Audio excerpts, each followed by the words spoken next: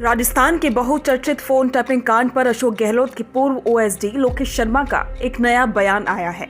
उन्होंने गहलोत को पूरे मामले में जिम्मेदार बताने के साथ ही इसे सचिन पायलट की छवि खराब करने की कोशिश भी बताया और साथ ही उन्होंने कहा कि अशोक गहलोत ने पहले भरोसा दिया और जब काम हो गया तो वो मामले से दूर हो गए।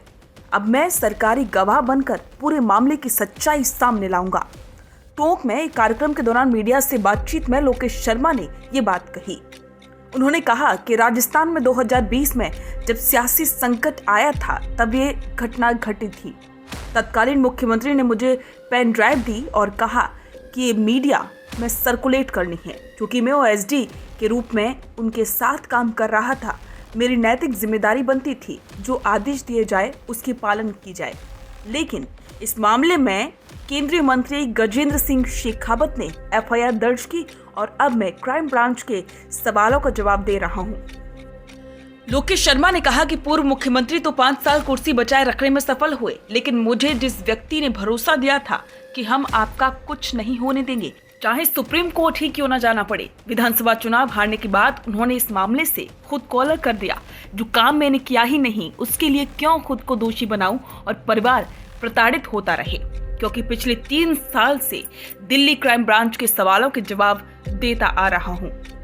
लोकेश शर्मा ने यह भी कहा कि इस प्रकरण से जुड़े सबूत मैंने क्राइम ब्रांच को सौंप दिए हैं। ये भी कहा कि मैं फोन टैप कैसे कर सकता हूं क्योंकि मैं अथॉरिटी नहीं था। ये सरकार के सिस्टम के तहत किया जाता है जिसमें पुलिस विभाग, चीफ सेक्रेटरी समेत कई अधिकारियों को जानकारी होती है। मैंने क्राइम ब्रांच के सामने अपनी भूमिका स्पष्ट कर दी है कि मेरा इससे कोई मामला नहीं है, क्योंकि मैंने न्यायालय से अनुमति मांगी कि सरकारी गवाह के रूप में मुझे सच सामने लाने का मौका दिया जाए। उनसे सवाल किया गया कि क्या इस मामले में सचिन पायलट को टारगेट बनाने की कोशिश की गई। उन्होंने जवाब दिया, ये एक कवायद या एक षड्यंत्र था कि कैसे पायलट और शेखावत की छवि को खराब किया जाए। अब सवाल ये है कि क्या वाकई में इन बयानों का असर राजस्थान के पूर्व मुख्यमंत्री अशोक गहलोत की छवि पर पड़ेगा। क्योंकि जिस तरीके से लोकेश शर्मा लगातार उनके खिलाफ बयानबाजी कर रहे हैं तो कहीं ना कहीं जांच उनकी गर्दन तक भी पहुंच सकती है। इस पर आपके विचार हमारे साथ साझा करें और बने रहें द फैक्ट इंडिया के साथ।